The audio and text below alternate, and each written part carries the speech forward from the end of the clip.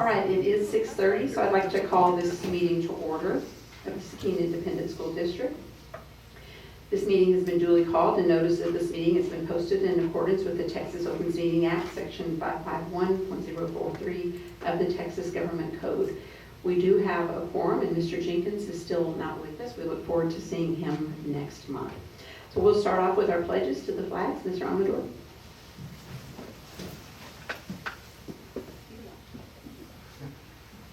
Allegiance to the flag of the United States of America and to the republic for which it stands, one nation, under God, indivisible, with liberty and justice for all.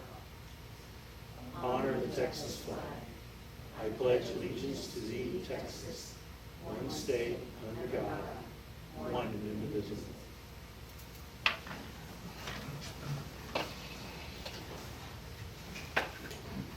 I'll give us all a bit of time for a moment of silence.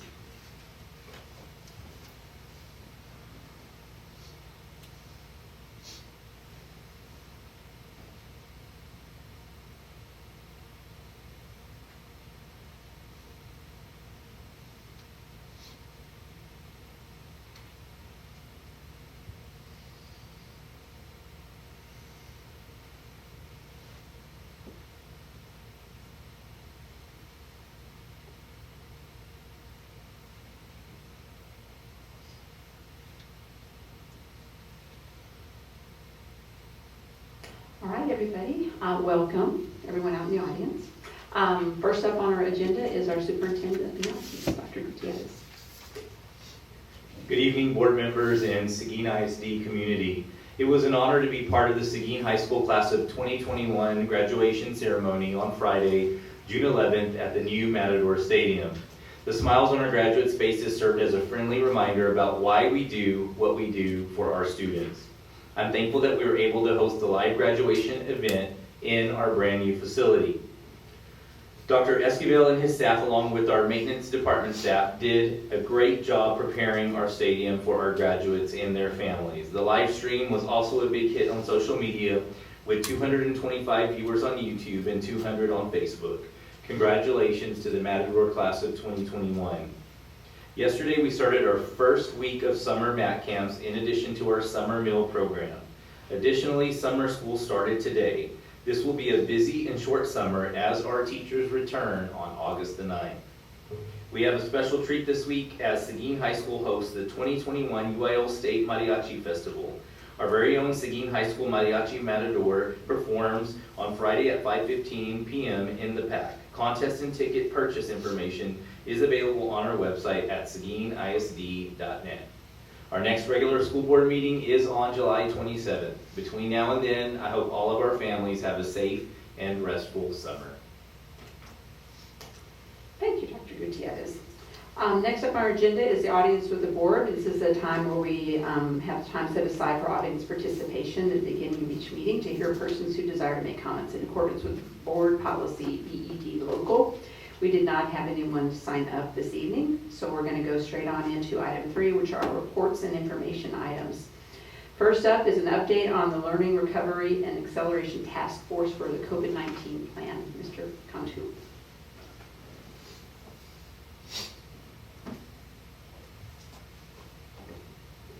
Good evening, Madam President, members of the board, and Dr. Gutierrez. This evening, I'm going to share with you all some work that we've been doing over the last couple of months to really get us ready for the 21-22 school year. So I'll start with the table of contents, and we'll break it up into 3 different areas or 3 different sections of the presentation. We'll start with, where are we right now? Where are we going for the next school year? And then how we will get there.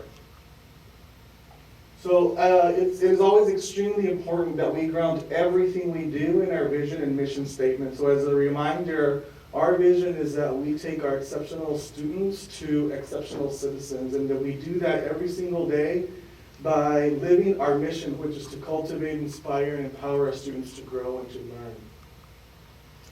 And of course, everything we do is also grounded in our board and superintendent goals.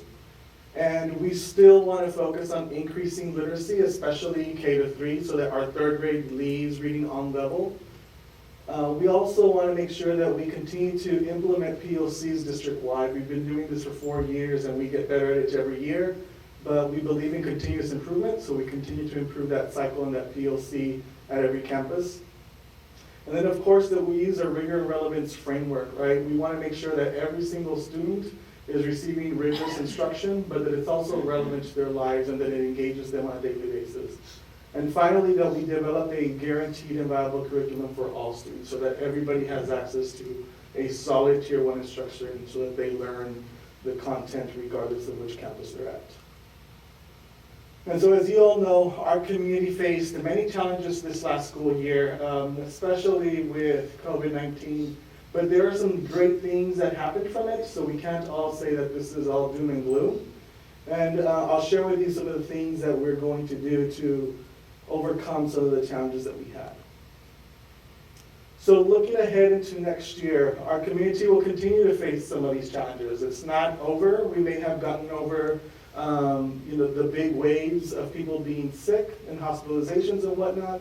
But the way it continues to impact us is that there's some unfinished learning that we have to ensure that our students who have any gaps that were due to COVID or even before that, that we close those and we accelerate that learning for them. We're going to continue to have mental and public health needs that we need to address, right? That social emotional learning is extremely important, especially as we were away from school for chunks of time or blocks of time. And students and just even adults, right? We're social beings. We love to be with friends and we like to talk with people face to face and interact, and so we have to continue to address that.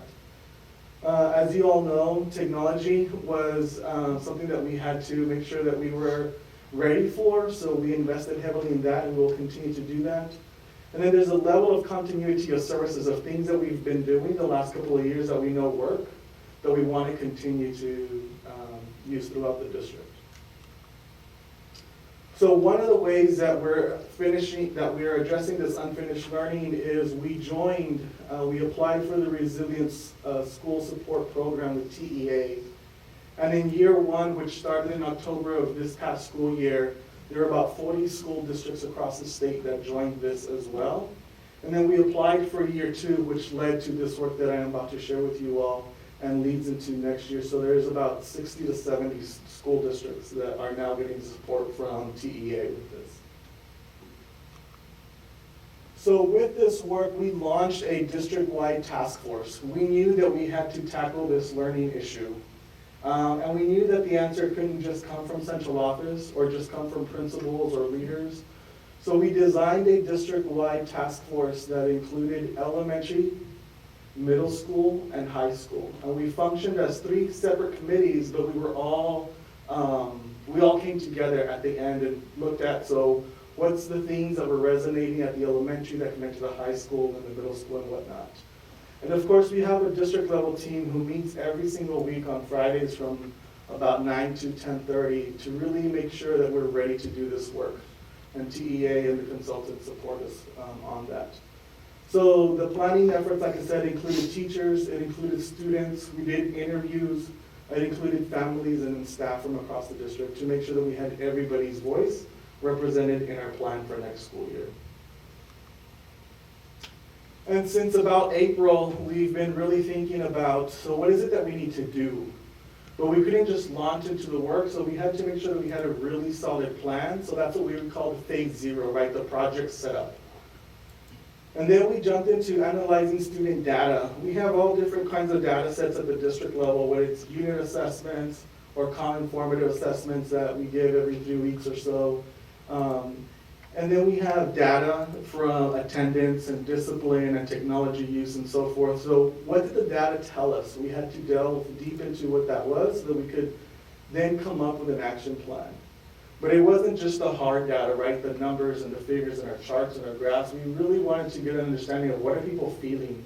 So we did what are called empathy interviews with about 40 different people, whether it was families, teachers, or students. And we really tried to gain an understanding of what is it that our stakeholders are asking us to do for next school year. So then we jumped into making some key decisions. So we have to plan for the next year and a half or so, and we did that between April and today. And then what do we have to do to make sure that we're ready for next school year, which starts in less than 60 days? And then, of course, how does this all align to the work that we've already done, to our strategic plan and our board initiatives? So really thinking about creating just continuity, right?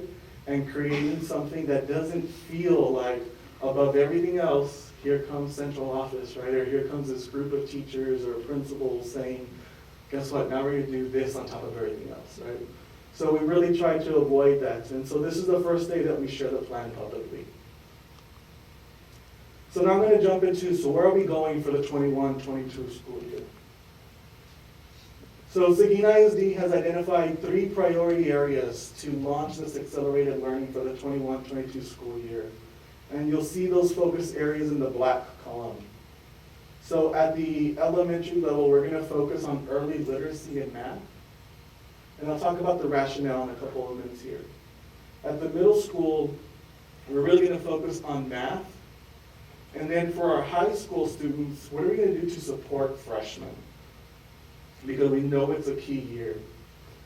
And so for the early literacy and mathematics, we know that nationwide, as you look at data trends and we read the latest research, this is where some of the largest learning gaps occurred during COVID-19. And this was reinforced with our own data and from our own stakeholders in having conversations that our youngest learners had difficulty in transitioning from remote learning to face-to-face. And it didn't just happen once, but it happened several times as we had to either close a classroom or a campus, or maybe the student themselves got sick or were in quarantine. And then we also know that we need to build that strong foundation, right? That's part of our board goals. And so we want to focus on those early grades to make sure that we don't skip a beat in building that strong foundation. And for our middle schools, prior to the pandemic, as you all are well aware, our middle schools were already an F campus. And we were trying to change that, but it was all compounded with COVID. And if we look at our data, we do consistently over years, if we look at longitudinal data, we've done better, we've fared better in reading than we have in math. So we said, this is the year if we're gonna do something different with math, we've got to do it now, because the data is telling us and everything points that way. And then also, early data from across the country points that a lot of the significant gaps were in math at the middle school level. And most recently, we've heard from our commissioner that across the state, math took a big hit. And then for our freshman support, so we know that if we're going to graduate students on time and on track with their cohort, we need to start on day 1 with our freshmen. And we also know that our freshmen struggled before COVID, and so with COVID it's just compounded. So we have to make sure that we don't just let that be. What do we do to address so that we make sure that every single freshman can continue with their cohort on time and graduate within 4 years. And then finally, again, in our interviews and our surveys, many families and staff felt that if we were going to support the high school in one way, it was with our freshman students. So now that we've identified those priority areas, what do we actually do, right? What's going to be our work? What is going to be our learning acceleration strategies? So we've outlined about 3 bullets for each of these areas. First, we need to make sure that our teachers understand what is a true, effective understanding of what it is to teach reading and math at the elementary level. And then also, when we were having conversations at the elementary level with our teachers, they felt that they needed more coaching on differentiation, right? Because we know that our kids don't all come to us in kinder or in first grade or second or third or any of our grade levels on the same level. So we need to differentiate, and then we need to scaffold, right? We expect students to perform on grade level, but we need to put in some supports, right? That scaffold for the students. And then finally, we need to make sure that we train our paraprofessionals and everyone else in small group instruction, so that it doesn't matter who's teaching that student, they're getting the same level of intervention or small group support. So now we move on to the middle school. Very similar conversation happened with the middle school committee. They wanted to ensure that we had high quality curriculum specifically in math. So our teachers felt that we have resources, but there was a better way to organize it, or resources that were going to meet the needs of our students. Then because we were moving already on our way to 101, but COVID just forced us to move there quicker. We now have a lot of technology in the classroom, but what do we do with it, right? How do we put it into play so that it makes sense, but also just the one-on-one support and small group instruction. And finally, that last one, teachers wanted support with that Tier 1 curriculum. Again, same thing, differentiation and scaffolding. So same thing that they were saying at the elementary, we heard in the middle school, and same thing that we heard at the middle school, we heard at the high school. So Tier 1 instruction in ELA and math, differentiation, a revised curriculum and assessment, and then flexible learning, so that we have time to do different things with students one-on-one, whether it's with their computers, or whether it's with a small group. So the good thing is that we were hearing the same thing across the district, so we can tackle it with similar approaches. So this is where we began to say, okay, we got these plans, we know what we want to do, but who's going to do this work? And how are we going to fund a lot of this? So we're very thankful that we got to, that we were awarded the ESSER funding. This is ESSER 3 funding in particular. And we worked really closely with Tony and his team in the finance department to really thinking about what investments do we need to put in place now for the 21-22 school year that is going to pay dividends, not only within a year, but the long term. So for early literacy and math, we're going to hire 14 instructional aides to help pull that small group and reduce the class size when it's appropriate in early literacy and math. 2 for each elementary campus, okay? Then in addition to that, we're gonna hire 8 elementary math and reading specialists, 1 for every campus, and the 8th one is gonna be working with special education services to support special education students across the district. And then our dyslexia teacher, that staffing, the way we serve kids is gonna look a little bit different, so we're gonna also support them that way. So that's for the elementary. All this is additional staff that we're going to hire the 21-22 school year. One of the things that, even though we're not 100% at hiring, we have hired a lot of these positions, so we feel really good about that. So our HR team is really supporting campuses to make sure that we can hire as quickly as possible. For the middle school, we're going to hire 2 middle school math coaches and interventionists. So same position, they'll play a dual role, so they'll coach our teachers, but they will also teach and pull small groups. 1 for Breezy, 1 for Barnes. In addition to that, we're providing each campus 2 additional teachers to support reading and math. And we're working with the campus to decide how they're going to best use that to reduce the class size or to provide intervention for 6th grade or 7th grade or whatnot. And then for our high school, we are giving them 3 additional FTEs or 3 additional staff members to create smaller class sizes, particularly with our freshmen, but we have some flexibility with our sophomores as well because they were freshmen this year and they still need support. Can I ask you a quick question? Yes, of course. When you're talking about instructional aides, what is their requirement or what is their schooling? Yep. So it just depends. Ideally, we want somebody with some college hours, but we'll take a high school degree or a GED and we'll work with them.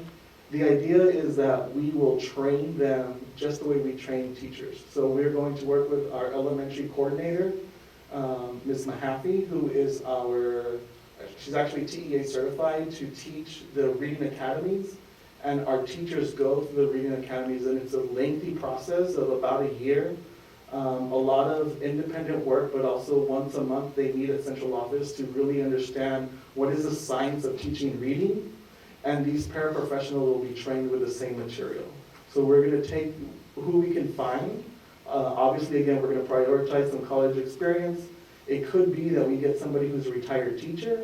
So we're going to try to find the best staff available, regardless though they'll get that And when training. you say the coaches, are you looking internally for those or are you looking to hire from the outside? Both, and I want to say that we've probably named about 5, and those are internal.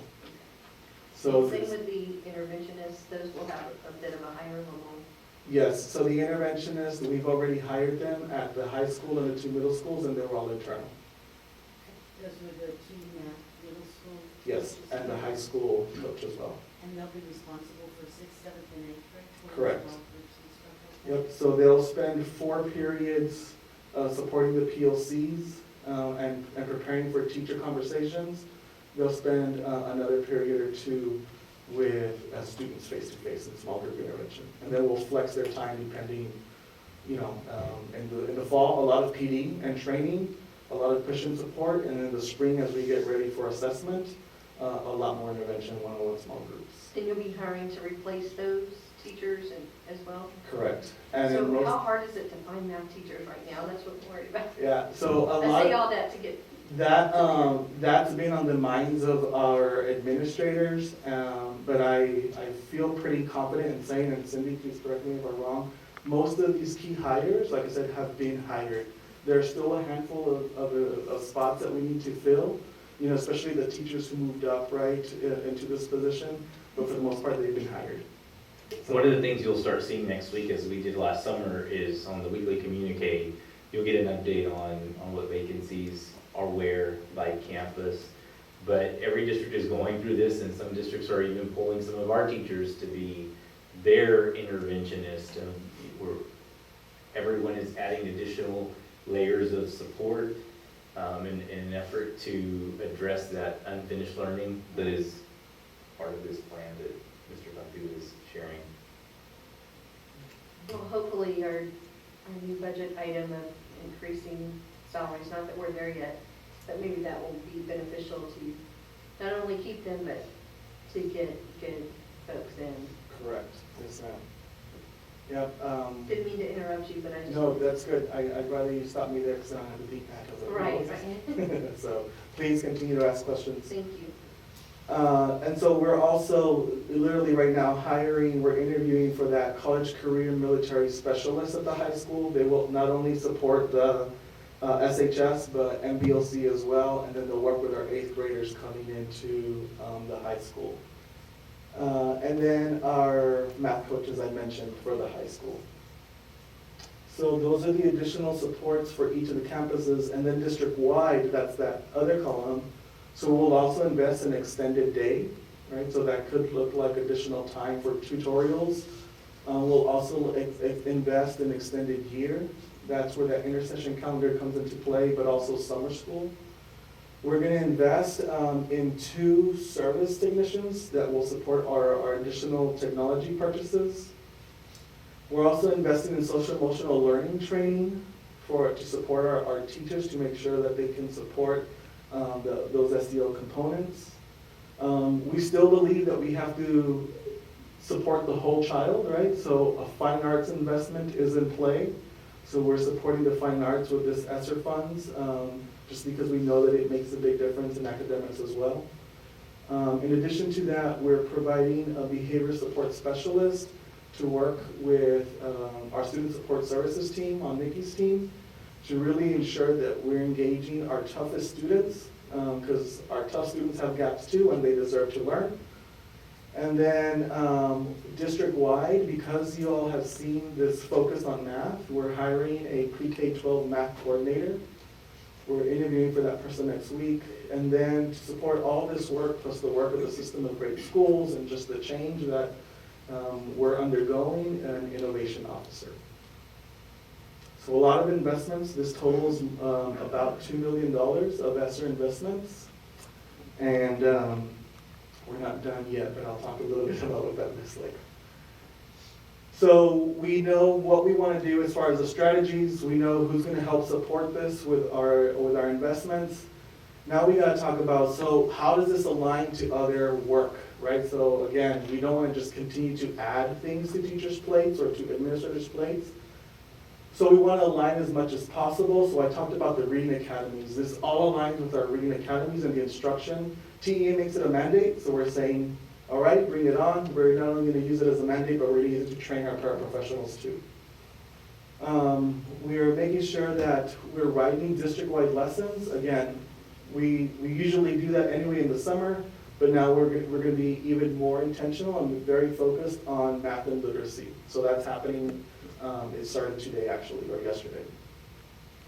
For the middle school math, we're partnering with our service center. We have a great relationship with the service center already, but we want to make sure that we introduce a blended learning model to support math, right? Because we know that learning doesn't just happen whole group, it happens in small groups too, and it happens using our technology, and it has to look different, so the support from the service center is definitely needed. And then we're going to pilot a new math curriculum from TEA. It's from TEA. TEA has done their research and selected what they're saying is the best curriculum out there. And I believe it's true from what we've seen and what we've heard.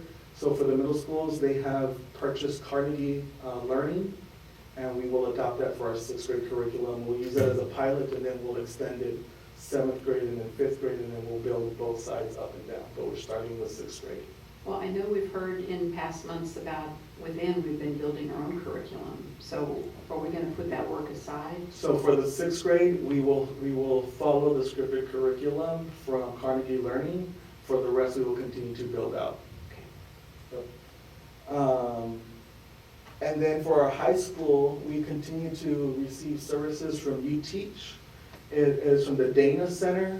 We sent a cohort of about 25 teachers this year who were trained, and TEA reimburses us for that.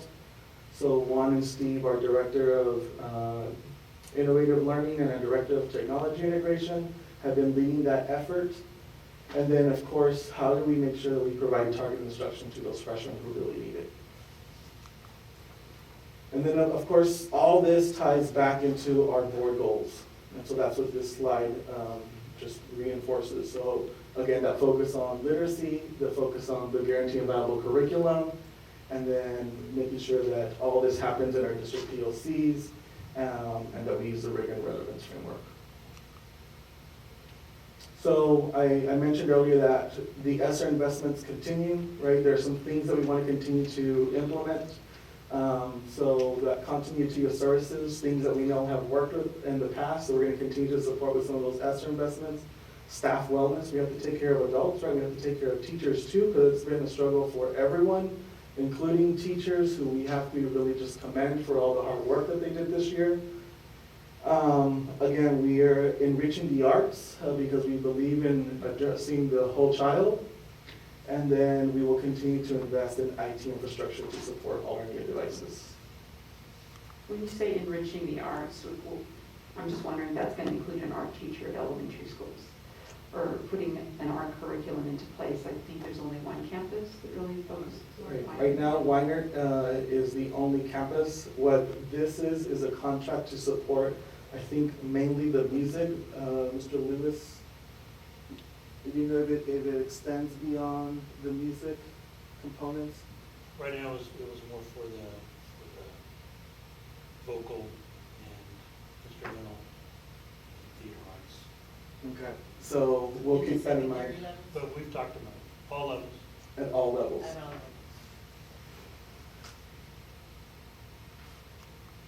And so now how are we going to get there, right? So we talked about where we are, the plan for next year, and how we're going to get there. So these are just our next steps, right? So we're in June. We have to continue to solicit feedback from our members. This is the first time we share this publicly, so we will take any feedback. We begin staffing for our new positions. That started as soon as we found out that we were going to get some ESSER funding, so we jumped on that pretty early. In July, we finalized our ESSER plan and we submit to TEA so we can actually receive that funding. And then we also launch a detailed implementation plan to get us ready for August when students and teachers come back. So we make sure that we train everybody, and we make sure that we tie this into our system of great schools. And finally, I just want to publicly thank our board members because this has been a lot of work. And there's been about 40 or so folks that have been adding to this for the last couple of months. And we feel prepared to go into the summer and definitely into next year. I have a quick question about the freshmen. Mm-hmm. And prior to the new high school opening, we had our freshmen kind of isolated in the freshman center. And now, I guess they're more free to mingle with the upperclassmen. I'm wondering if the distractions like that, for lack of a better word, could somehow have an effect on their learning. And are they on the bottom floor? I know they're different levels for different grade levels, so. Yeah, it depends on the class or it depends on the content. So they still try to keep them fairly isolated as far as who their teachers are, so that there is at least the freshmen seeing the same group of teachers, so we can work with that group of teachers. But do they have access to the entire campus? For the most part, yes. But most of their classes are concentrated in one And I'm not area. saying it's necessarily a bad thing, I'm just wondering if, I don't think there's any data out there that would tell us if isolating the freshmen is better for their learning than enveloping them into a whole campus. Yeah, the approach that we're taking is what is the curriculum that they need, and then what are those just habits, right, that a freshman needs that's different from a middle school, and that's what we really want to support. So starting at the middle school, we've introduced Avid at the elementary, right, and 2 campuses. We've got Avid at the middle school that really helps with that as well. But now how do we do it school-wide so that every single freshman really understands what it means to take on a high school curriculum? And then many of them, that's when they start exploring dual credits, right? That's when they start exploring those more advanced classes, making sure that they're also successful. Because this isn't just for our students that have the biggest COVID gaps, because we know that all students' learning was impacted. So really it's what are those habits of excellence that every single student, especially freshmen, need to know, and just be able to just be prepared to engage in at the high school, because it's a different level, and then what does the curriculum really need to look like that's different for them? I think that's what we're gonna focus on. Okay, Martina is gonna have questions. So piggybacking up on Cindy's freshmen, is that gonna include the second, third, fourth year freshmen? Yeah, so in the presentation I shared that we're gonna hire 3 additional teachers to reduce class sizes. I believe that 2 of those are gonna go to support the true freshmen, right, the first-time freshmen, and then 1 of those is gonna support sophomores, which they should be sophomores, but they probably didn't earn enough credits and they could be freshmen. This year more than ever, the high school is coming up with a plan of what do we do different. I shared with you all, not the last board meeting, but the board meeting before, that our middle schools and our high schools engage in accelerated learning before the end of the school year, because we know that these gaps are already existing. So the last few weeks of school, they started with the current freshmen to ensure that they were on track to earn all their credits. So that's where that flex time comes in. The flex time is extremely important. Does it need to be tweaked? Yes. Is it perfect? No. But we need to maximize that flex time. And the training that's gonna go on, it's ongoing training, correct? For It the is. new instructional aids and, Yes. So for the instructional aids, it'll be monthly. For the interventionists, it'll be every other week. For our 6th grade curriculum, it'll be monthly with the service center, and then they also have a call with TEA. In addition to that, TEA is providing a stipend to anybody who's implementing the new curriculum of $1,000 for both the coach and the teacher. And at the high school level, we're just really maximizing our PLC. After that first year with the 6th grade, where will it go from there? So if it's successful and it's what we wanted to do, we will expand to 7th grade, and then we will expand also to 5th grade. So the plan is, let's implement 6th grade, get it really rock solid the way we want to make sure it is. If it's working for us, expand 7th grade. It'll be that same cohort of students who had that Carnegie math in 6th grade as they travel to 7th grade. And then the year after that, expand it to 8th grade. And then while we're doing the 7th and 8th grade expansion, thinking about what does it look like now for 5th grade, because our biggest, And you probably already said this, but those teachers then in 7th grade, will they have already gotten that training? so what we did this year is we started in May to introduce the concept and the training. They did 1 training for 6th grade and they loved it, so that was our green light to say, let's go.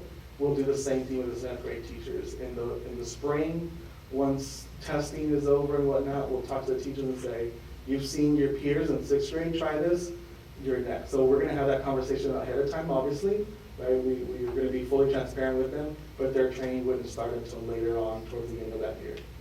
And that's going to align very closely to the work that we're going to be doing with SGS we'll be learning a lot about next week. And what you have to do is just completely take apart the system and rebuild it. And this is kind of the first step in doing that and doing something very different. But the great thing about this curriculum that Mr. Ganthu mentioned is it uses technology, it differentiates, it helps the teacher be able to differentiate, it helps the teacher be able to provide just-in-time intervention so that it's not too late. And the great thing is our teachers have already bought into it, and so they're going into it with an open mind, and they're getting the training over the summer to be prepared. And as Mr. Ganthu stated, the same thing will happen in preparation for these kids moving into 7th grade. But throughout the school year next year, we're going to be able to have data that shows us how well this is working or not working. But if all indicators show that it should be effective, and we've struggled in middle school, we've struggled in math. Early data is showing that we continue to struggle in a big way, especially in response to COVID. Had a conversation with the commissioner today, one-on-one phone call across the state, but we were hit hard too. And so we've got to really keep an open mind and do something different, and this is the way of going about doing it. You can't go all in, it's very strategic, and that's part of the SGS process that we're about to go into. It's gonna take a lot of strategy, and we're gonna have to be very intentional with how we go about things, but you're starting small, and with the hopes of it being successful and expanding to better serve our kids and better address that unfinished learning and get them prepared for the STAR in the spring, but that next grade level. So Dr. Gutierrez, back in 2018, when you came in and we implemented certain things a little bit at a time, now starting with the SGS, is that going to piggyback on what we have done in the past, or is that going to hit our teachers front in the face? It's going to continue to align with our strategic plan. In fact, as we're updating our strategic plan, we're going to work very closely through SGS with our partner and build that strategic plan based on that foundation that we established over the last several years, but with a really strong focus on just a couple of or a few schools that we need to put intense support into. And so the learning is down the road is going to look very different at some of these schools, but keeping that foundation that we laid starting back in 2017. And in fact, what I shared with the commissioner is that there was no better time to establish this partnership than now, because of where we've been, and all the right pieces are together. We've got this great recovery plan. We're completing the strategic plan. We've got a solid board, a solid superintendent's leadership team. So everything is just coming together at the right time. And it's something that no matter who sits up here, who sits there, that it can stay in place and move forward. Is that? Yes, absolutely. Yeah, I think that's. We want to leave that legacy. I know you all do too, of a firm foundation. I appreciate you saying that, because that's one thing that, as we were talking about the SGS, is that this has something that will be long-serving regardless of who's in that leadership position, right? Whether at the board level, the superintendent level, the SLT level. So we want to make sure we get it right, and that's why we're working slow at each campus, but with a sense of urgency also, right? Because we know we need results. I didn't say that I wanted anyone to leave. I know we all want to leave that legacy. Did you have, go ahead, Denise. I have a two-part middle school math question. Will that curriculum be for the advanced students in 6th grade as well, the ones taking algebra in 8th grade? Yeah, so it's for all students. It'll be your tier 1 curriculum, and then we'll differentiate based on the need of the student. And then how do we support those teachers who are teaching the high school courses at the junior high? So that's algebra, art, Spanish? Algebra, art, and Spanish, correct. Yes, ma'am. So our first line of support is always our professional learning communities, right, our POC. Our second is that I think we have staff who, for example, so we have Ms. Holliday, who is now our academic dean at the high school. Because of her work across central office, she developed really good relationships with the teachers and with the staff across all the campuses. So now it makes it easier for us to have a connection, right, really easy between teachers at the middle school and the high school. When we have our PD days, we always make time, especially for the campus, for the subjects that we had never taught at the high school, at the middle school for high school credits, such as Spanish and art. We made time to make sure that those teachers could always connect during those early release days or PD days. So they have some of their PLCs with the high school teachers, They- otherwise they're with the. Right, so what we did was I'll share the Spanish example. So the Spanish example, we had Ms. Vera at AJB who was leading that Spanish, both at AJB and Barnes, team up with the high school lead. So she had conversation with the high school lead. So she didn't join their PLC because the time didn't allow it.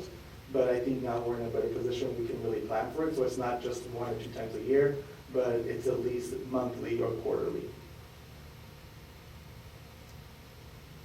Could you go back to slide 13 real quick?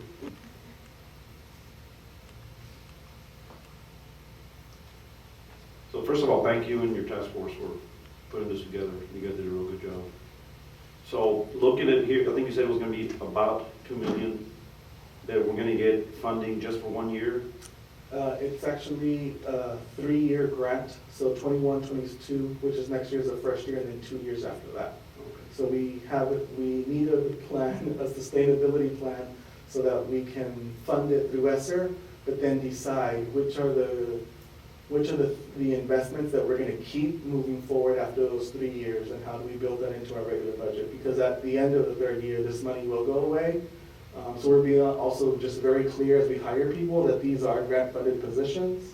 And just like any other grant, whether it's Title I money or anything like that, we have to reevaluate every year to make sure that we're investing, wisely and in a place where we can see the change. But it is a 3-year grant, and after that, we'll have to decide where are the positions that we need to keep. Yeah, you mentioned key.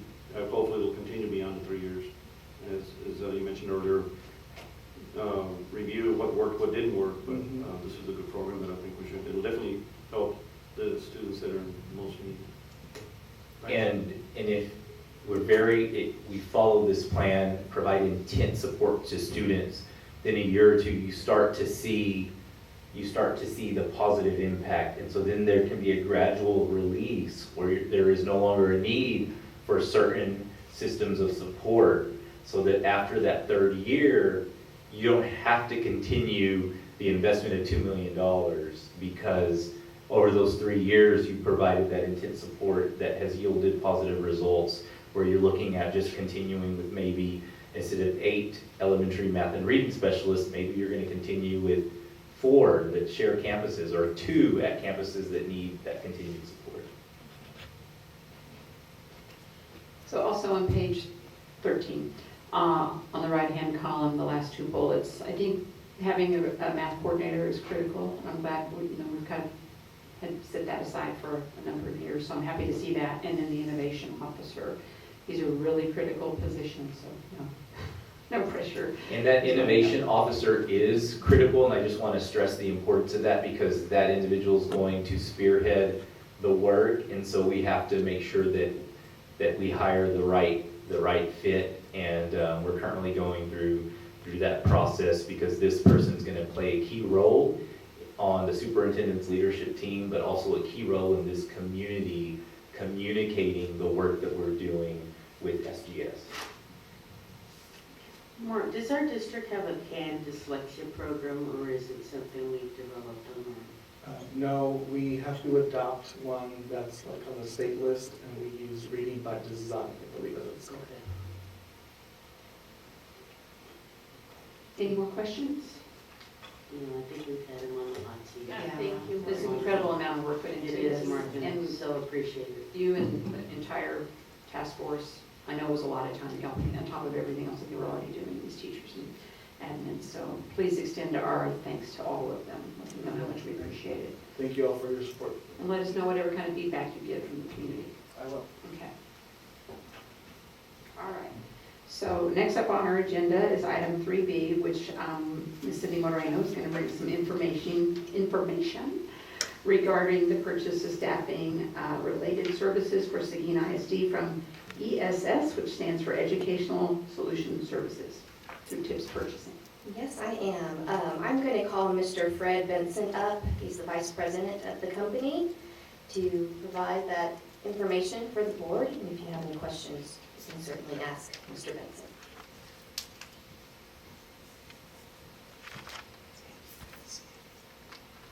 Good evening, trustees, Superintendent Gutierrez, leadership team, and community.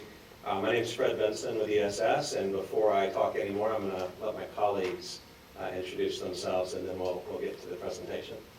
Thank you, Brian. Good evening, everybody. My name is Jenna Cruz. I am the Vice President of Operations. I support all of our partnerships in Texas and in Oklahoma. Good evening. My name is Isa Norris. I'm the East Central ISD account manager, and I will be supporting local for the account manager. So thank you for the opportunity to visit with you guys tonight. I want to make sure, do I scroll down? To the right button, right arrow.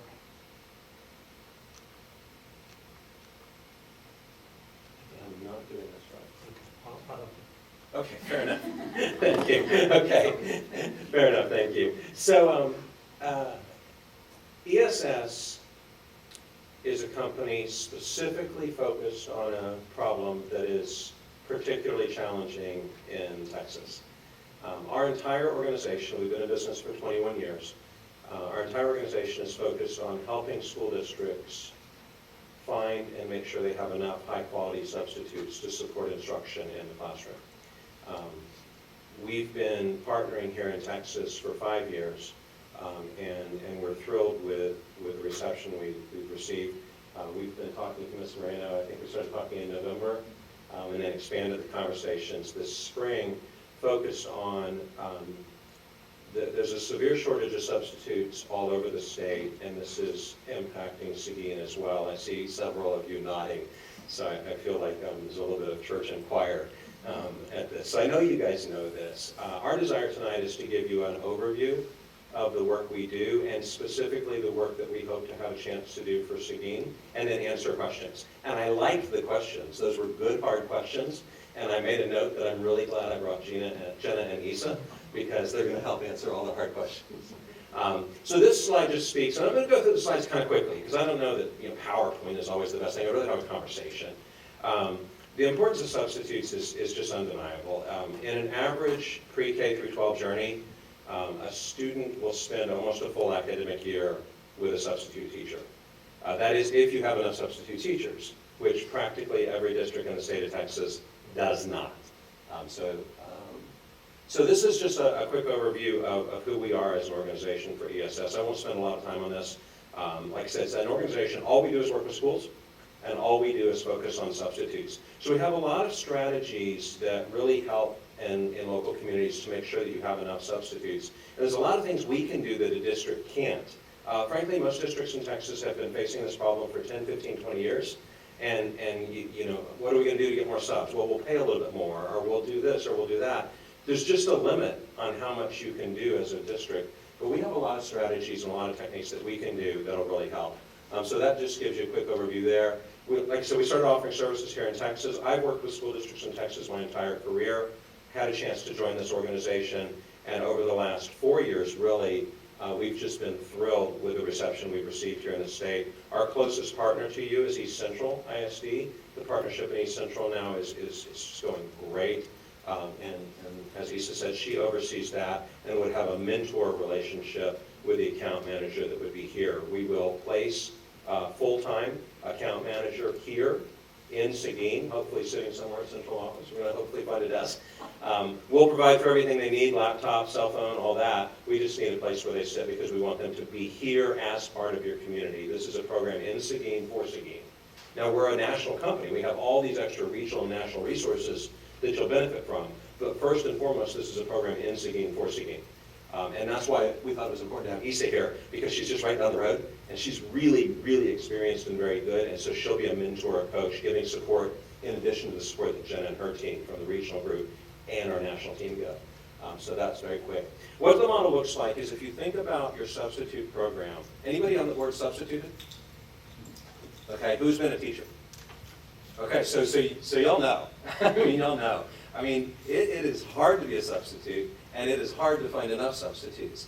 And at most of your campuses every morning, there's a rodeo, right? I grew up on a farm, so I think of it that way. I think of it as a goat rodeo, particularly because goats are impossible to corral.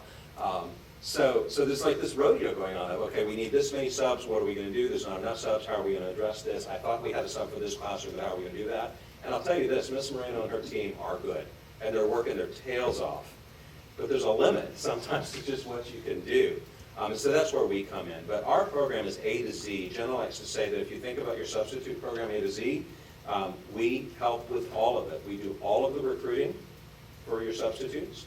We do all of the background checks, certification requirements to your standards, all the fingerprinting, all of that to your standards. Again, a program in Seguin for Seguin.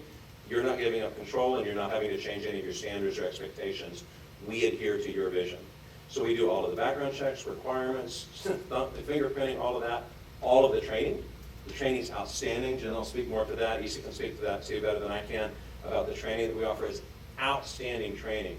Then we're going to do all of the morning calls, emails, text messages. We start working at 6 in the morning. We work sometimes, I'm going to say 7 or 8 at night, but I'm going to guess it's probably later most nights. We work on Sundays. We specifically have groups of our organization that work on Sundays because Monday mornings can be really tough. If you've ever been at a campus, you go home on a Friday and you peek forward on the software to Monday morning. You're like, okay, well, Monday looks okay, right? Well, then if you log in on Sunday and you look at Monday morning, it doesn't look okay anymore.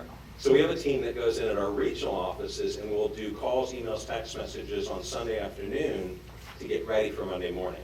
So these are all things you could do, but we're going to work 12, 14 hours a day, 6 days a week, and we just don't stop. There's no magic to what we do, bless you. It's hard work, and we've got some tricks up our sleeves, which we'll share in just a little bit. So we hire, evaluate, direct, and manage all of the substitutes to your standards. If we send a substitute that's a bad fit, we want to know. We won't send them again. Our only questions will be to understand what we did wrong, so that we understand, like, well, maybe there was a mistake made there, or we didn't understand the campus's needs.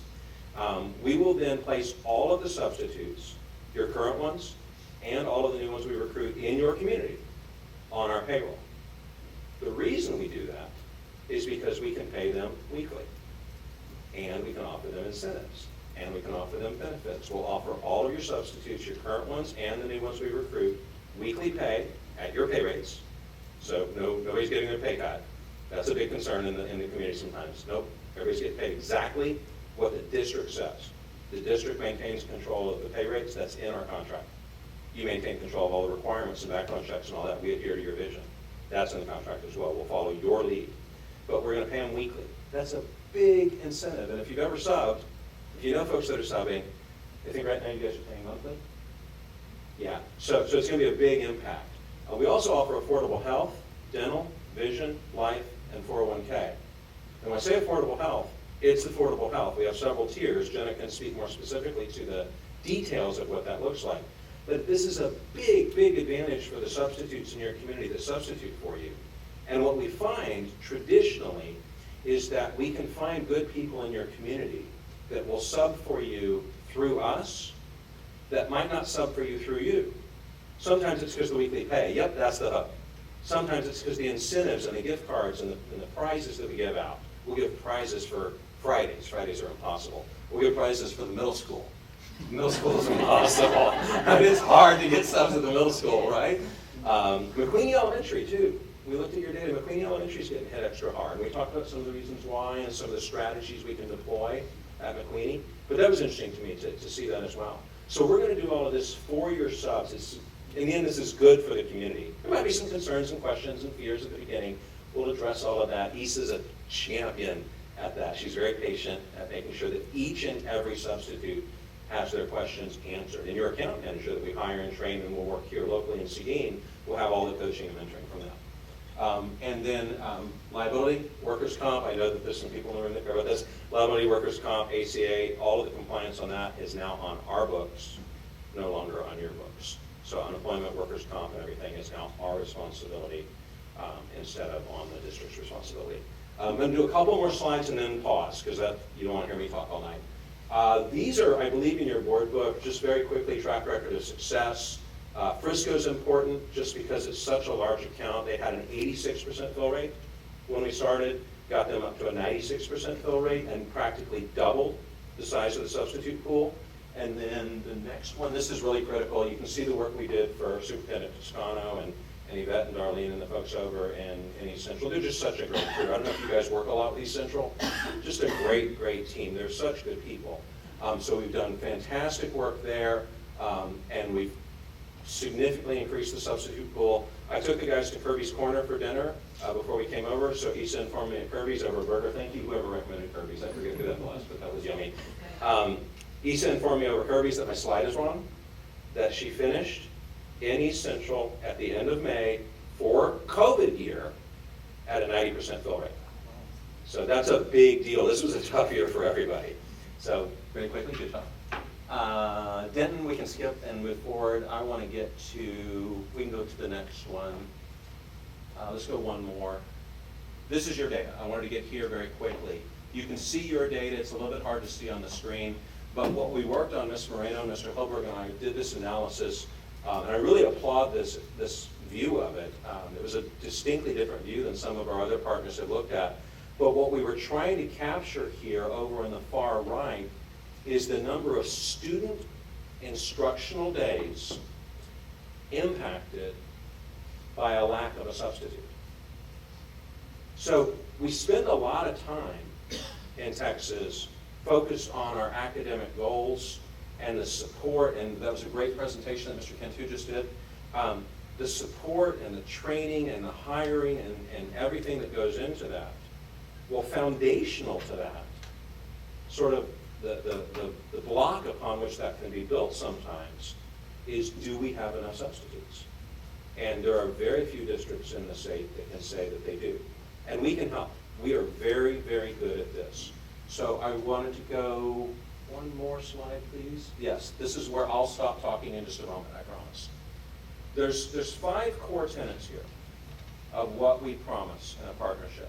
How we deliver the promise is customized for each community and is unique for each community. You're not East Central, you're Seguin. So we can take some lessons that we've learned at East Central, but you're Seguin.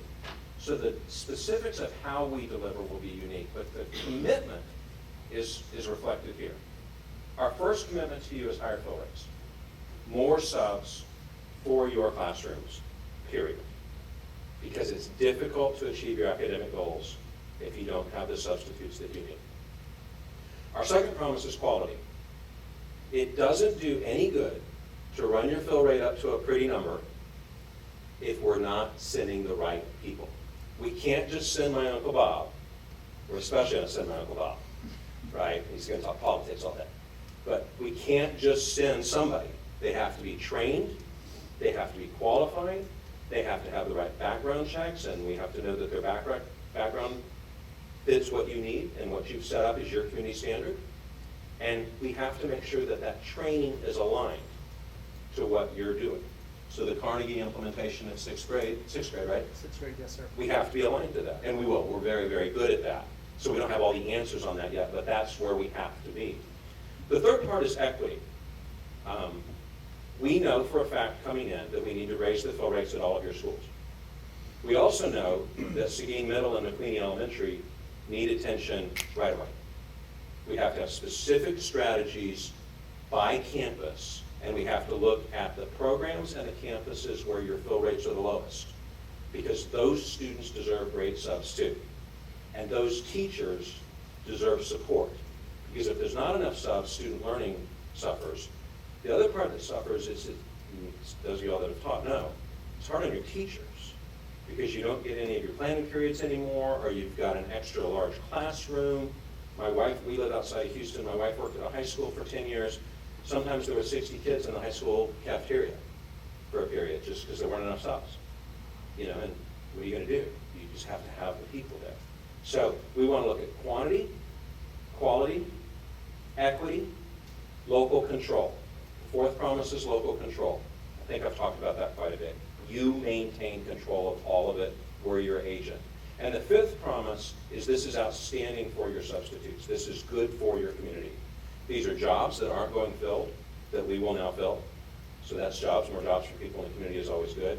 And no pay cuts, everybody maintains their pay. They get weekly pay now and affordable benefits, which is a big deal. Okay, so that's enough of me talking. I'm gonna hush. Questions, thoughts, concerns? Someone may be thinking it, so I want to ask with TRS and the ability to get subs that perhaps we can't get because of TRS. Most of the rules remain, but we just received notification earlier this year, actually, over the Christmas holiday break, from the Chief Benefits Officer of TRS that there's a lot more flexibility now in terms of substitutes that have retired into TRS. When you're subbing through us, you get a lot more flexibility. Do you want to speak to that? You're much more knowledgeable on the specifics than I am. Right, so we do have a few rules that we have to follow when it comes to TRS retirees and the folks that are in those positions, but we have seen that we have a lot more flexibility in the number of days that they can work within the line with certain job functions and job roles.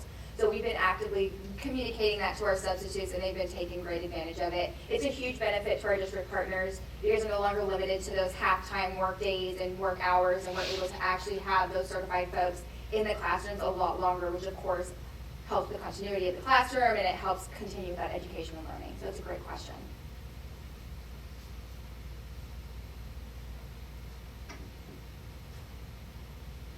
Other questions? Did I see on there somewhere, we're still gonna use the ASA system? Yes. Is that right?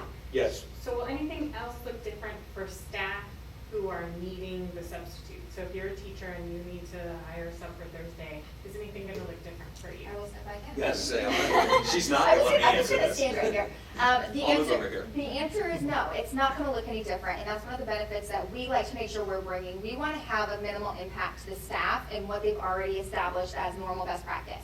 So the same way that a teacher would navigate through asking for a sub right now can still continue on. They might see it's a little bit easier to get a sub now as we start to build the pool and make that more increased. But for example, we love to talk about this. If they've got a go-to substitute that they just call and say, hey, I'm gonna be out next Thursday, can you sub for me? They can still absolutely put that absence in there. They can reassign that sub. Same thing for your substitutes. We recognize that some of your substitutes have been in your districts for multitudes of years, and we absolutely love that. We don't want to disrupt any of those relationships. So if you've got that one sub that retired from the middle school and she only subs there and she only subs on Tuesday and she knows that secretary, she can absolutely call the secretary and get an assignment for that day. That's A-OK.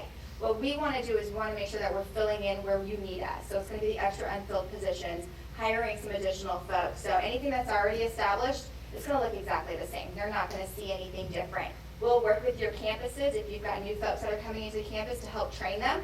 Sometimes that's a big gap as well. They've never seen frontline products before. They don't know how to put an absence into the system. We can help with that. But from those who have already been in the system for a while and using that program, it'll look exactly the same. How do you go about recruiting beyond what's already been done for recruiting with the district? That is a great question. I'm going to have Isa step up and help me as I answer that question, but we have a motto on my team. It's if we can be anywhere and find one great sub, we want to be there. So we like to think outside of the box. We do a lot of different things from a recruitment strategy as an organization. I do believe we have a recruitment style, Fred, if you want to see if we can get to that. There we go, perfect. So these are the different things that we do, and we really had to get creative this year as we talk about COVID. We can't escape the things that have happened for this past year. We had to get really creative. Digital outreach was something that we really had to dive into as we were navigating through COVID and closures and not being able to gather. As we've opened up, we do a lot of traditional networking as well. Some people will say, okay, well, what kind of crazy things have y'all done? So one of my favorite stories to tell is one time I was doing kind of touch bases with my managers, and I called her and said, hey, how you doing? She's like, I'm great. I'm at Chuck E. Cheese. It was a little weird. It was like 2 in the afternoon. I said, what are we doing at Chuck E. Cheese? And she had this really great thought process. If somebody's available at 2 p.m. in the afternoon at Chuck E. Cheese, they're available to work during our subbing hours, and so she was recruiting. And it was a great idea, and I would have never thought about it, but it was something that was really successful. I think she actually got like 5 substitutes that day. And so we do different things like that. We've also done some amazing things. We've done local pizzerias where we're able to get our flyers onto their pizza boxes, so we're impacting folks that maybe don't want to cook on a Friday. So they're ordering pizza, but now they're seeing our ESS logo, and then we've got some other things as well. Issa, you want to talk about some localized recruiting things you've done? Yeah, so for my district, I do a lot of community college. That is where we get a lot of our substitutes. They're in education, they're already interested, they get the practice. So with the flexibility of being a substitute, 2 days out of the week or half a day, so I really do a lot of outreach for the community. And then I did partner with local churches. So we had San Antonio Food Bank was doing a drive at one of the churches closest to one of our campuses, our middle school. So I partnered with the church, they allowed me to go and volunteer and hand out hiring flyers. And I was able to answer questions, and maybe they were not personal looking for a job, but they knew someone that was just affected by COVID, that they could pass that flyer out. So I try to really target around my campuses, and then also, I think my first strategy is always PTA. The moms are already volunteering their time, being there, why not get paid? So I always say, do your volunteer half a day in the morning, the other half of the day we can pay you and still be in the campus. So really, those are where I really target. And then this last year's Facebook, social media, a lot of them, not only do I connect with my substitutes through there, but a lot of live events, virtual hiring events, things like that. Thank you. So you mentioned the college campus is a good area to recruit. So they don't necessarily have to be in the, like if they want to be a teacher, it can still be like a biology major or a chemistry major that they love the field or physics, and then they would come in. That is a great question. As we kind of go through our community and we're impacting folks, we do realize that there are folks that are in your community that have careers in other fields that make excellent substitutes. And so we actually do a really good job of attracting talent that maybe didn't know they wanted to be an educator. And what we tend to see is a lot of our substitutes will then start to go into that higher level of education. So they'll start looking into certification programs, which ultimately will also help the district as well, because more often than not, when folks are looking to hire some of those vacant roles, they're looking at the folks that are already on the campus. And so we start to have those educators that are coming in and folks that maybe were a biology major. We've got a lot of retired police officers. We've got folks from the military, and now they're part of our program, and they're excelling in our substitute program. And a lot of them have shared feedback with us that they're now looking to pursue further education to become certified teachers and certified educators. So it's a great program, and we absolutely agree. You mentioned earlier the healthcare program. Could you talk about that a little bit? Sure, absolutely. So our substitutes, one of the things that we love to offer them is our benefits program, and that includes health, vision, dental, life, even 401k. One of the things that's really engaging is that sometimes when districts offer benefits, it's unfortunately a very expensive program for them, and it's just something they're not able to afford. Us as a third-party organization, we're actually able to shop through that and get the best affordable rates for our substitutes. We actually just got communication last week with some of the new rates that are coming through. And we've got some plans that are very basic. It's just minimal health care to make sure that people are covered. But then we also have some extensive programs where if they have families or complicated lifestyles, they're able to choose a tiered option from a healthcare specific program. Our cheapest rate is just over $13 a week, which is extremely affordable if you think about that from a salary substitute perspective. In other programs, that might not be something that's affordable because it's more of $200 to $300 a month, which if you're kind of living on that substitute salary, that's just not something that's affordable. So we feel like we offer a lot of great programs, and our feedback that we get is that our benefits is one of the #1 drivers for folks choosing to join our team. That'll be offered to everybody. Absolutely. All the substitutes will have that, your current ones and the new ones that we recruit. And the underpinning to what Jen is talking about is nationally we employ close to 70,000 substitutes. So when again, you're going to have the benefit of the local team, but then you get all the regional and national support too from a very large company. So when our HR team at our corporate office in Knoxville, Tennessee shops benefits, you can imagine they're shopping on behalf of 70,000 people. So that's how this works, is you get the benefit of that here locally because you're part of that bigger pool, or your substitutes.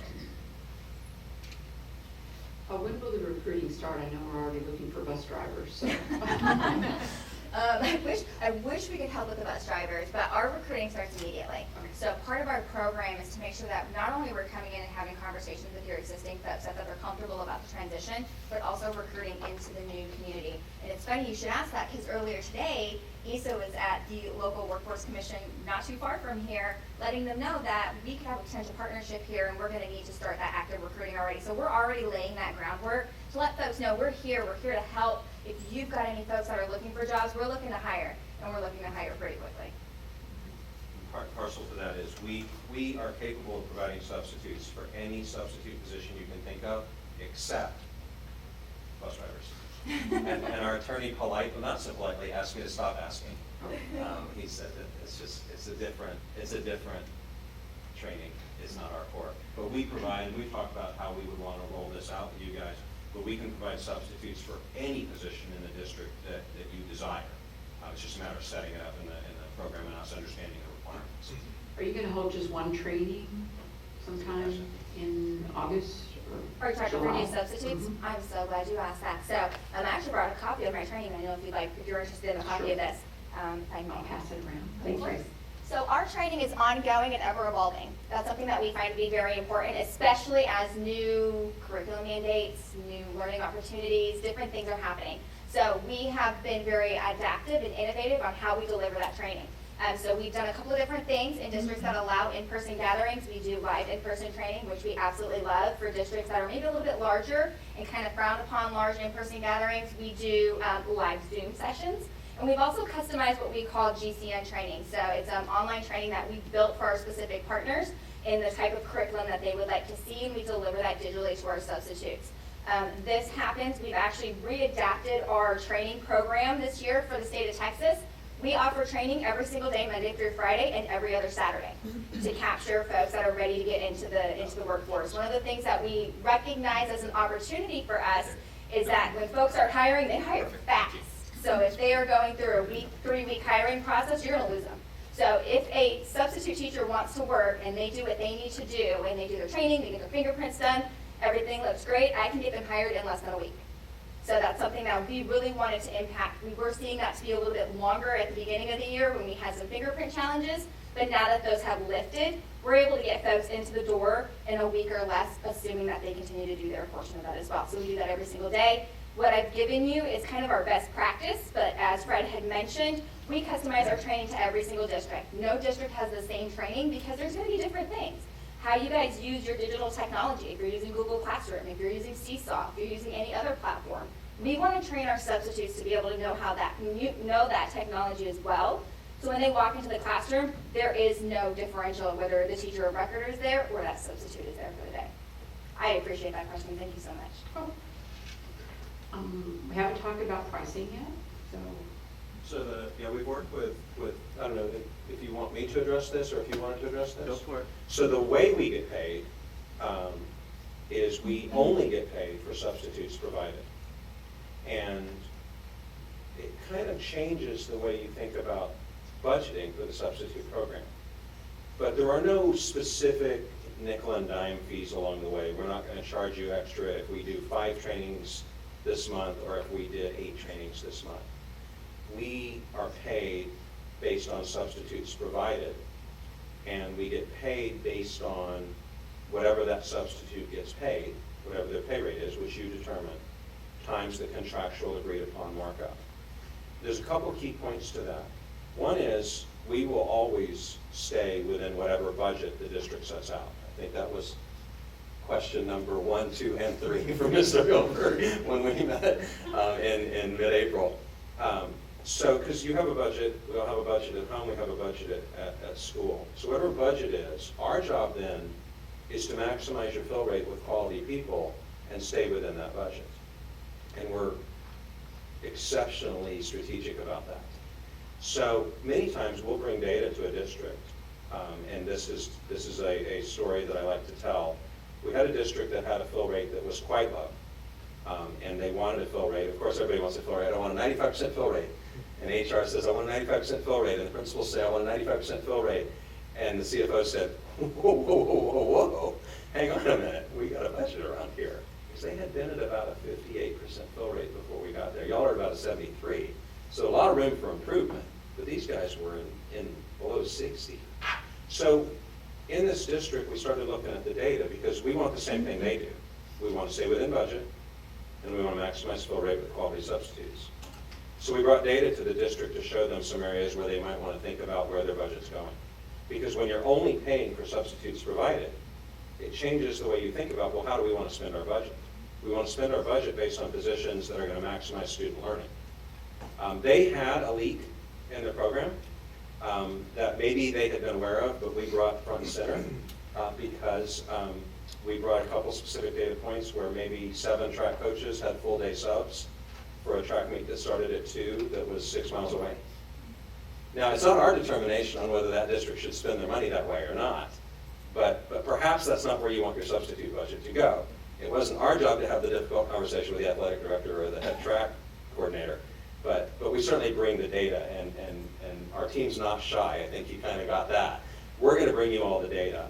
Net, I believe, and Mr. Hilberg, I'll defer to you. Net, I believe, on an apples-to-apples basis, we're going to cost you about 6 to 8% more sub per sub than what you're spending now. If our numbers are about, does that match what you've calculated as well? Well, I haven't looked at what your increase is on a per sub basis, Okay. but sounds reasonable. I'm not making things up. I can neither confirm nor Fair deny. enough. We get paid, payroll times 1.33 is the customized pricing that we've offered to you. Our desire is to price you as low as we possibly can, but we have to have the right resources in place. So what's interesting about that is that sounds scarier than it is, because it sounds like we're going to increase your program cost by 33%, which is actually not true, because there's a tremendous number of associated load fees that we take back. So for example, right now you pay somebody $100 to be in a room to sub that day. You're also paying their payroll taxes. We're going to pay that. Workers' comp general liability is now on you. That'll be on us. So things like that bring it down. The software, you asked about the ASOP software. You'll stay on that software. Everything will stay exactly the same as Jenna outlined, except now we'll pay for it. So you won't have to renew that software and pay that as an extra fee. It's part of the program. It's part of what we're doing. But I think net, the right number to have in your mind is 6 to 8% more sub per sub. And then our job is to stay within your budget but maximize your full rates, which we're very good at. So, did that answer? I know it was a longer answer than some of those. Okay. Any other questions, Mr. Guerra? How long have y'all been at Essential ISD? 2 years. 2 years, November 2019. And you brought them up that quickly in 2 years? Wow. Okay. So Thought it was the- longer than that. Yeah, so the first year we got them to 83%, which that was November till March.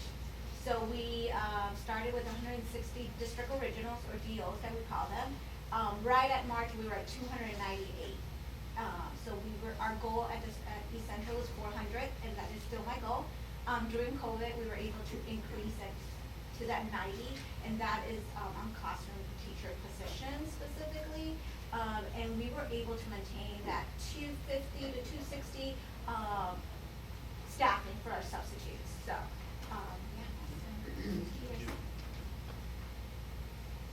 She does a great job. These guys don't miss. I mean, they just don't miss. And we're not perfect. You know, I'm not going to tell you we're going to get you 100% fill rate every day. We're human too, and we're just as human as y'all. But we worked on hard, and there's a lot of, like I said, there's a lot of advantages. The weekly pay is a big draw. It's a big deal. The affordable health care is a big draw, and it's just practically impossible for you as a district to do that. A lot of times trustees will say, well, why don't we just pay our subs more? Well, because weekly pay means more, and affordable health insurance means more. Really, honestly, in terms of the life of a sub, it actually means more to them, which is, the superintendent in Denton said that we cheat. And I said, well, if that's what you want to call it, but I think you're happy with your fill rates, right? And he said yes. And so, What's the next step here? What do we do from here? Where do we sign? Or what do we do? Well, turn the page. yep. It's just a report for now? Yeah, the action item, anything. Yeah. And then, this is an information item to the board because the firm, ESS, is actually a participant in a purchasing cooperative. So the fact that they're giving you this information is in addition to what we would typically do, which would be to let you know that we're ready to move forward with them. So it's not really an action item. We've had plenty of discussions to know how you feel about it. And so we're waiting for this in order to execute an agreement. But the information we wanted to make sure you had. And as Mr. Hilberg said, we're going above and beyond by providing this information, but it's really for a couple of reasons. And one is to really make sure that the board is informed, because substitutes have certainly been on everyone's radar since you've been on the board. And second, we want to make sure that we inform the community, because this is a significant change that we're making to the substitute program. But you can see that what HR cannot do is just solely focus on substitutes only. HR focuses on the operations of everything HR across the district. And so this is going to allow this team to work in partnership with HR to improve our efforts to recruit and retain substitutes. But most importantly, the most important thing here is that quality substitutes will be in more classrooms more frequently to ensure that our students are learning. And we've struggled with subs. It's not unique to Seguin. It's everywhere. And over the last few years, as the economy has improved, the shortage of subs in districts has increased. Typically, when the economy is doing well, districts struggle more to get subs. But what this allows us to do is to be more competitive, and there are things that they can do that we can't. But most importantly, kids win. And so that's why we wanted to make sure that we put forward the time tonight to ensure that we are being transparent, we're being open, and we're communicating this change to not only our Board of Trustees, but to the community. All right. Thank y'all for coming. Wow. Quick comment. One more comment. Being an ex-principal and just perusing this document, this is awesome. It is really good to the point of when there's no lesson plan, which is mainly a lot of the time, what you can do. Having them have the 5-minute fillers, and Right. yeah, we really want to focus on making sure that the education continues. And so, like I said, that is our best practice, but we really customize it. A lot of feedback we've gotten is classroom management is something that we always want to make sure. And as an ex-principal, you know that, right? If you can't control the classrooms, no learning occurs. So we take all of that feedback into consideration, and as we talked about our ongoing training, we incorporate that as well. So we always welcome feedback on anything we can improve from a training perspective. And that little message that kept popping up, do not touch the student. No touching of the children. It came up several times. We are all aligned, yes. And to continue to establish that culture that substitute teachers are guests in our buildings, and we treat them like guests, and that's the culture we want to continue to establish in Seguin, and we're doing that, but we're not getting more subs, and so thankfully we're going to have support from ESS. I can't wait to see the numbers at the end of the year. Good, I'm glad to hear. So in training, we always say our substitute to introduce themselves as the guest teacher for the day. That is our language. You're the guest teacher. They don't know, it's your first day subbing if you've never subbed before, or it's your 100th one. So I like to hear that. But you are the guest teacher. Thank y'all. We appreciate it. Thank you so much. Appreciate it. Yeah, we definitely need to pass that around. All right, next up in our agenda is we're going to go into closed session. We're going to adjourn into closed session pursuant to the following sections of the Texas Open Meeting Act. Government Code 551.071, 551.074, and 551.129, which is consultation with legal counsel, including possible telephone consultation with legal counsel as necessary to address legal concerns, implications, and answer any legal questions regarding posted agenda items. Government Code 551.074 to discuss personnel matters, including appointment, employment, evaluation, reassignment, duties, discipline, or dismissal of an employee. And Government Code Section 551.072 to discuss the sale, purchase, exchange, lease, or value of real property. It is 7:53, and we will now go into closed session.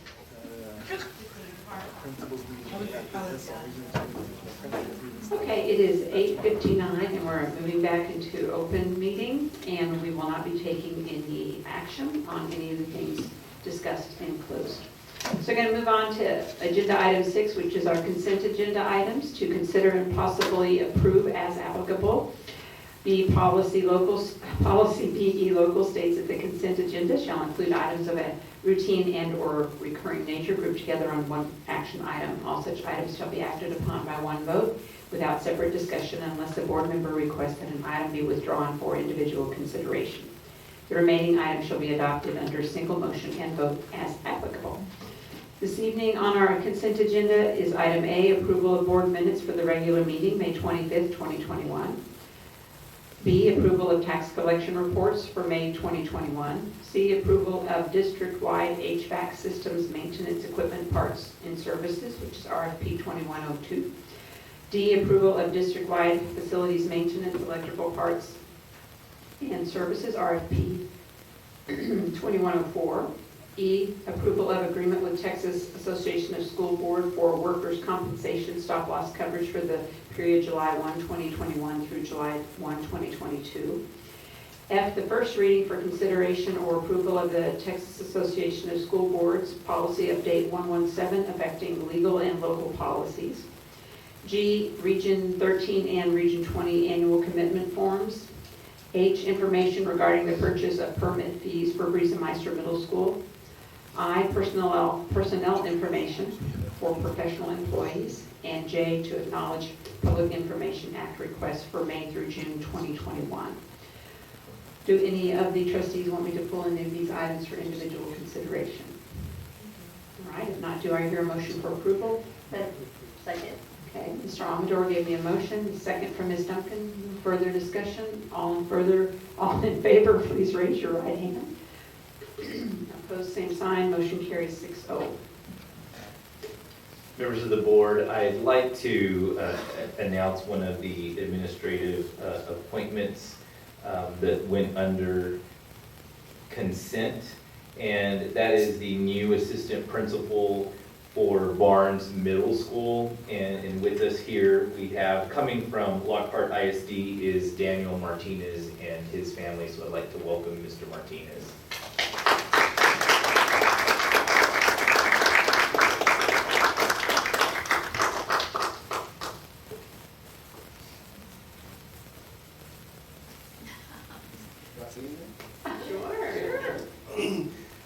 Thank y'all for having me over here. I'm excited to join this district. I'm ready for this. I'm ready to move kids, and again, that's what I'm here about. I'm here to move kids, and yeah, I'm just excited for this position, this opportunity. So thank you so much. Well, we're happy to have you, and we hear you already were around for a little bit. Oh yes. Into the school year. Oh yes. So we certainly I appreciate always love getting my hands dirty. So the first day, and learning the process, learning the systems, and everything else. So I'm excited. I'm ready for this. So.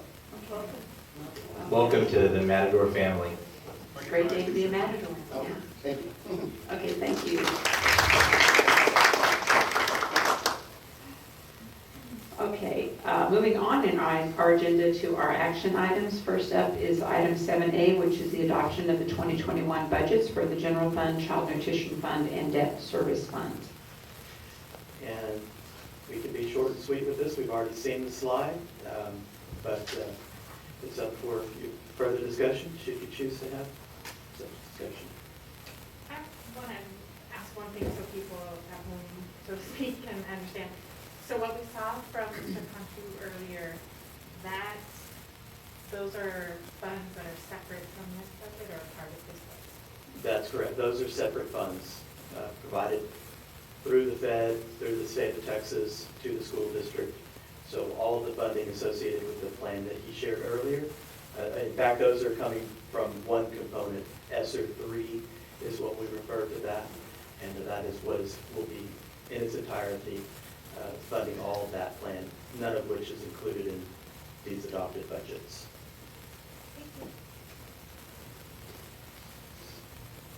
So do I hear a motion to approve the 2021-22 proposed budget for the General Fund, Food Service Fund, and Debt Service Fund as presented?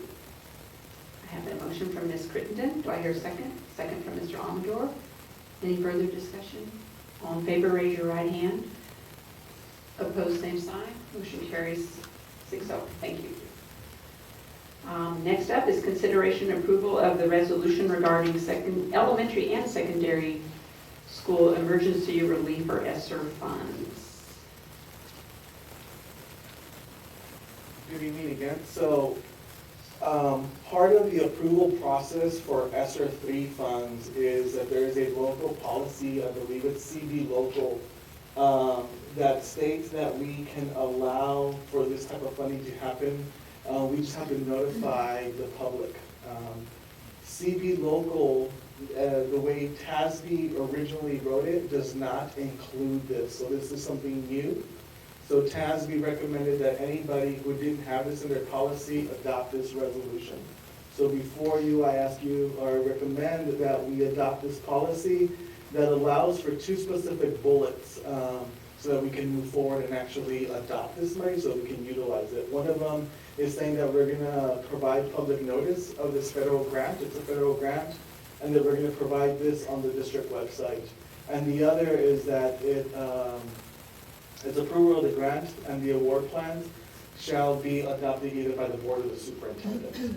And so that's the language that we're going to use in this resolution so that we can move forward with applying for this ESSER funds and accepting that grant. Before approval of the resolution regarding elementary and secondary school emergency relief 3 ESSER 3 funds. ESSER 3, all right. I have a motion. Do I have a second? Second from Mr. Amador. All in favor? If there are no further questions, raise your right hand. Okay. Motion carries 6-0. And last on our agenda is the 2021-2022 compensation handbook with employee salary increases and the recommendations. Yes, good evening. We ask that the board approve the 21-22 compensation handbook with changes and recommendations for the starting teacher salary to move to $51,500. With a 3% increase to all teachers and a 2.5% increase to all other personnel. New teachers that are hired to the district will be placed on the 21-22 salary teacher pay scale. Any questions?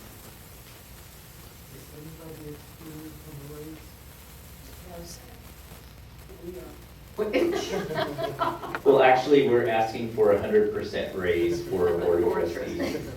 Same as last year. Wow. All right, do I hear a motion for approval, please, Mr. Madam Yeah. President, I move that we accept the 2021-22 compensation handbook with employee salary increases recommendation. All right, I have a motion. Do I hear a second? Mr. Amador.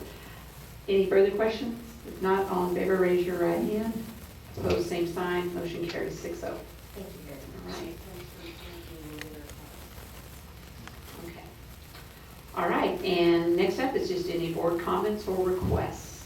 Anybody have anything? No? Quiet bunch this evening. All right. I'd like to invite everyone down to Freedom Fiesta, July 2nd, Friday. It's going to be a lot of fun. Music, food, fun. Join us. And when is the parade?